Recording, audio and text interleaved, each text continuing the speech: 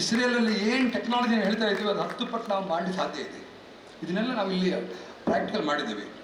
ಆಮೇಲೆ ಇವತ್ತು ಪ್ರಾಚೀನ ಬದುಕಿನಲ್ಲಿ ಅವರ ಆರೋಗ್ಯಗಳು ಹೇಗಿದೆ ಅಂತ, ನಮ್ಮ ಅಮ್ಮ ಅಜ್ಜಿ ಅವರ ಬಂದ ದಾರಿ ಹೇಗಿತ್ತಂತ, ನಮ್ಮ ಅಜ್ಜಿ ಆಯಿತು, ನಮ್ಮ ಅಮ್ಮ ಆಯಿತು, ನಮ್ಮ ಮಗಳಾಯಿತು, ಮೊಮ್ಮಗಳಾಯಿತು. ಈಗ ಮೊಮ್ಮಗಳನ್ನು ನೋಡಲಿಕ್ಕೆ ತಾಯಿಗೆ ಆಗೋದಿಲ್ಲ, ಅಜ್ಜಿ ನೋಡಬೇಕು. ಅಜ್ಜ 80 ವರ್ಷ ಮುದುಕ 20 ವರ್ಷ ಮಗಂತ ಹಾಸ್ಪಿಟಲ್ ಕರ್ಕೊಂಡು ಬರ್ತಾರೆ, ನನ್ನ ಮಗ ಹಾರ್ಟ್ ಪೇಷಂಟ್ ಅಂತ. ಅಂದರೆ ಇವತ್ತು ಜೀವನ ಶೈಲಿ ಎಲ್ಲಿಗೋ ಹೋಗಿದೆ. ನಾವು ಇದನ್ನು ಪುನಃ ಪ್ರಾಚೀನ ಜೀವನವನ್ನು ಆ ಜೀವನ ಪುನಃ ಬಿಲ್ಡ್ ಮಾಡಬೇಕಂತ. ಇದೆಲ್ಲ ಮಾಡೋ ಸಾಕಾಗೋದಿಲ್ಲ ಯುವ ಜನಾಂಗ ಇವತ್ತು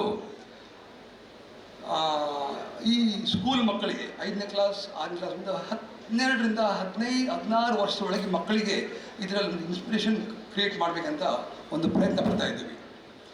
ಹಾಗೆ ಅದಕ್ಕೆ ಏನು ಮಾಡಬೇಕಂತ ಇವತ್ತು ನಾನು ನೋಡಿದ ಪ್ರಕಾರ ಇಡೀ ದೇಶದಲ್ಲಿ ಜ್ಞಾನಪೀಠ ಇದೆ, ಬೇರೆ ಬೇರೆ ಎಲ್ಲ ಪ್ರಶಸ್ತಿಗಳಿದೆ, ಹಲವಾರು ಪ್ರಶಸ್ತಿಗಳಿದೆ. ರೈತನ್ನು ಗುರುತಿಸುವಂಥದ್ದು ಎಲ್ಲಿಯೂ ಕೂಡ ಇಲ್ಲ.